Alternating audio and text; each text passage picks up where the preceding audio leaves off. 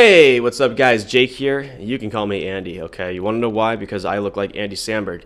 I used to until I got this abysmal haircut, but hey, at least I can write it off. Alright guys, I'm going to tell you all about my credit card strategy for 2024. Yes, I found it in 2023. It was the best. And now I found the best credit card strategy of 2024. So let's talk about it. Okay, let me tell you about what I did last year. It's going to help kind of like illustrate and lay out what I'm going to be doing this year. So guys, I got lots of big bonuses last year. AMEX Gold, AMEX Platinum, like the 90K and the 150K offer. I got the Chase Ink Unlimited 90K, Venture X last year 75K, Built MasterCard, and the 5 free nights on the Marriott Bonvoy Boundless. So let me tell you, that's a lot of freaking points, dude. I got a lot of points. So the first key is figure out how to use these points. I know how to use them a little bit with like Turkish Airlines for United miles and miles. Wait, that's not how it goes. So I know how to use Turkish Airlines to book United flights. I also know how to book points in the portal with Chase at 1.5. Obviously, that's really easy. But yeah, I want to figure out more transfer partners. I know Hyatt, that's pretty chill. But no, okay, I'm doing some lay flat business class here soon. I'm going to be doing Austrian Airlines. Yep, I'm doing Austrian Airlines with membership awards points. What is it? 70K lay flat business class Aeroplan. Yes, it's going to be a good one, okay? But I have literally one trip, guys, I have one trip planned out for every month. It's going to be super exciting. I'm going to use a lot of membership awards points. I'm going to use Capital One points. I'm going to use Ultimate Awards points, and I'm going to keep you updated the entire way. But I guess right now, guys, it's January, and I'm still working on that AMEX Platinum sign-up bonus. I got to spend $8,000, and I got till June to do that. I can do it. It's not that bad, but what am I going to do after June? Well, I got good news for you guys because I got my Amex Gold card in late May. You know what that means? That means I'm going to have that $250 annual fee posted right on the statement, right about the time where I'm going to be done with my Amex Platinum sign-up bonus. And this means that I can focus on my first key, which is an Amex Gold retention offer. Actually, this is the second key. I'm focusing on spending my money and points with the first key. And so what does this mean, okay? What does this mean? Yes, a retention offer, okay? It's not that bad. You just go ahead and message them and be like, yo, I don't really want to pay for this $250 annual fee. This is obviously a simplification of what you should do, but then you can get, hey, a retention offer, $2,000 spend in 3 months, something like that, and they'll give you 30,000 membership awards points. I don't really know what they're going to give me. Maybe they value me as a customer. Maybe they don't really care. We'll have to see. I'll keep you updated with that. Also, you need to let the annual fee post. I'm going to have to let that post. Hopefully, it's sometime around when I'm done with the Amex Platinum sign-up bonus.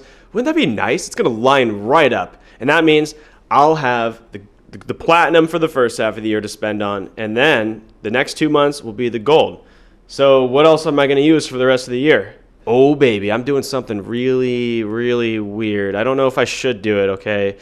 I don't know. Okay, do you guys know Plastic? I think Plastic, aren't they going out of business or something? But I was just, okay, guys, I have student loans. I have $7,500 of student loans. Yes, you can pay them with a credit card using Plastic. And, okay, it does cost money. It costs 2.9%. But I can beat the return on spend by using a sign-up bonus to pay my student loans with Plastic directly to the U.S. Department of Education. They will write a check on my behalf for 2.9% fee, but I'm going to be getting somewhere upwards of 12% return on spend, profiting almost $1,200. And which credit card am I going to use this to do this for? Well, guys, it has to be a MasterCard, and so I took a look at Citi, and they have some great cards. I don't really need the Citi Premier, even though that is a MasterCard, but I took a look at the American Airlines cards because they're all World Elite MasterCards. And yes, there's the business credit card for 75,000 miles. I don't know if I'm going to do that, but I think I'm going to go ahead and just do the mid-tier one for $99 annual fee. It has a $0 annual fee in the beginning. Let me get the name. I'm going to look down right here for you. Ah, frick. Okay, I messed that up. It's this one here. It's the AA Advantage Platinum card, 50,000 bonus miles. This one. So it's the classic one that everyone has. Yeah, I was gonna do that one. I also was thinking about doing that big one, but they had an elevated offer on it. But honestly, it was like 100,000 bonus miles, and now it's 70,000 bonus miles. I don't want to have that huge annual fee. I'm not trying to get more annual fees right now, as you know. But that mid-tier one with 50,000 miles would be a pretty interesting one to get. So yeah, if I did go ahead and do that, I would be getting around 12% return on spend, profiting like $1,200 or something like that in value, obviously. And I would have to fly American to use all those points. But the good part is, American is One World Alliance. And what does this mean? Well, I can use Alaska Airlines on their booking software. So that means I can book Alaska Airlines with American, but I have to figure out if it's worth the cent per point value, which I have not researched yet. And I haven't even tested this out. I don't even know if plastic will work. I don't even know how this works, and I don't want to just sign up for the credit card and then expect it all to work on day one. So I already submitted a $10 charge with my Built MasterCard, because that's right, guys, it's a MasterCard. I just said it in the name. So I put $10 towards plastic, and it's going to send out. I'm going to see if it works. I don't know. Let's see if it works. I don't know. Is it bad to hit a sign-up bonus with a single transaction?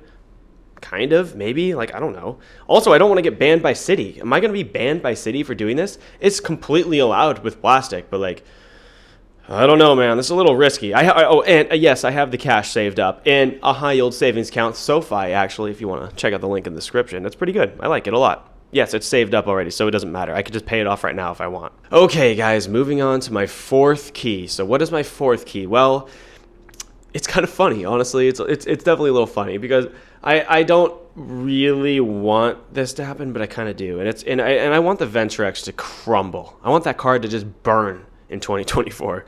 I want the Venture X to just light up in flames in 2024 and completely disintegrate. Okay, I want them to up the annual fee, add credits. I want them to remove priority pass guests or make them pay $50. I want them to remove the authorized users. I want everything to crumble for that card. And you guys might think I'm the villain here in the credit card game. Well, that's because I am. Okay? I want the Venture X to fall to the ground.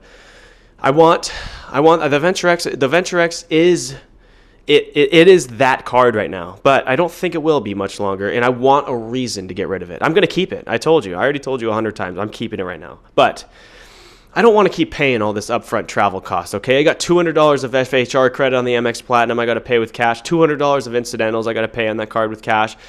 $300 on the Venture X with cash, and $300 in the Chase Sapphire Reserve with cash. And I'm keeping the Reserve, and I'm keeping the Amex Platinum definitely this year. But that freaking, get out of here, fly. That freaking Venture X, I don't want to pay. That's the least amount of a travel credit that's beneficial to me. It's just basically paying with cash. And I want that to go away. I want it to go away. I want something to happen with that card that makes me get rid of it. But right now, I have to keep it.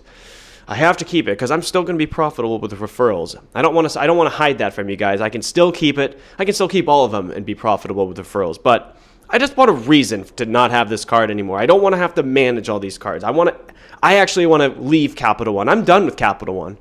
I want to be all the way done with Capital One. I only want to focus on two issuers, Chase and Amex, and Built. Built's good. Ooh. But what am I going to do to replace that 2x back on everything? That's right, guys. I am downgrading the Venture X if Chase introduces a 2x back Freedom card. I'm expecting them to. You know what? I actually would love if Chase finally bumped the Freedom Unlimited up to 2x back. The second that Chase bumps the Freedom Unlimited up to 2x back, I'm downgrading the Venture X to the Venture One. Downgrading it. Because I want to keep my $30,000 limit, even though I don't need it, realistically. I just keep it as a flex. Honestly, it's just a flex, yeah. But guys, I'm downgrading it the second they up the annual fee, and the second they up the authorized user fee, and the second Chase finally steps up their game. And honestly, there's lots of better options out there. 2x back, Blue Business Plus. Yes, I told you earlier, I want the Anchor card. I want the Blue Business Plus to be my membership rewards points anchor, and that's 2x back. Okay, no annual fee. That's my 2x back replacer card. But it all depends on what Wells Fargo does too, because I like to use Turkish Airlines. Guys, I like to fly domestic stuff and stuff like that. Maybe I could do American, but I don't know. I really like. I've learned that Turkish Airlines miles and smiles I've learned that it's something I like to do. 7,500 miles with United flights. I love United. United's fine. Okay, Built MasterCard can do that, but the Citi cards also can, and the Wells Fargo card might. Wouldn't that be cool if Wells Fargo could transfer to Turkish? But the thing is my Capital One miles, okay? I use that to transfer to Turkish Airlines. And I don't have a Turkish Airlines replacement, and I freaking like Turkish Airlines, dude. I freaking like it. And I want to be able to transfer to them, and it's nice to have the Bill card, but you guys know that doesn't generate that much, and I guess it is only 7,500 miles every time I want to, book a Turkish Airlines miles and smiles United flight, but Bill card's not enough to do that like at the rate I'm doing it, but I'm in a bit of a pickle. I only have 27,000 Capital One miles, and I would just downgrade to the Venture One to kind of use those miles up because you can still transfer out of transfer partners. But And I said I'm keeping. I just got my annual fee again on the Venture X, and I'm going to be keeping it still. But isn't this just a headache? All right, guys, moving on. I got that first key, which is going to be traveling the world with my points. The second key is the retention offer. Third key, using the credit card to pay my freaking student loans. Fourth key, something's going on with the Venture X. And that fifth key, guys, that fifth key is another retention offer. Yes, the AMEX Platinum retention offer. What am I going to do? Well, in December, I'm going to ask them again for a retention offer because I got this card last month, and all the way at the end of next year, I'll probably be like, hey, it's me again. Can I get a retention offer, please?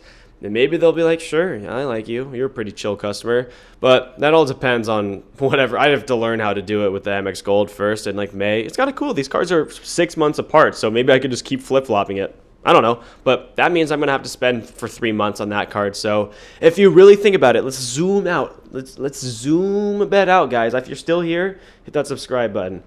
So right now I'm spending on the Platinum, I said. I'm spending on that till June. Then June hits, I'm spending for 2 more months on the Gold. It's like I'm flip-flopping on all these cards. And so what is it going to be? June, July something. It'll be July. I got somewhere July to December. July to December is open for spending. That's open for business. July to December, I got to fill it with some sort of cards, and I got to fill it with some sort of cards that's not going to eat away at my 524 to the point where I'm like, oh.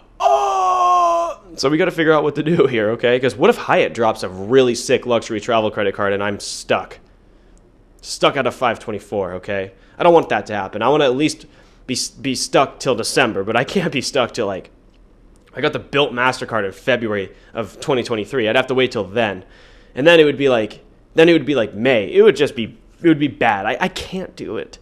I can't do it. But if I did with the Citi card, with the American Airlines card, I would be in February. So that's the thing, is like, it's not only the opportunity cost of doing key number 3, the paying the student loans with a credit card would be also the 524 slot, because unless I do the business one. I know. So this is complicated. Well, I guess I'll save it for another video, guys. If you like this one, have a good day. Click the subscribe button. Hope you guys all have a good day. I'm going to go figure some stuff out and make another video tomorrow or something like that. Bye.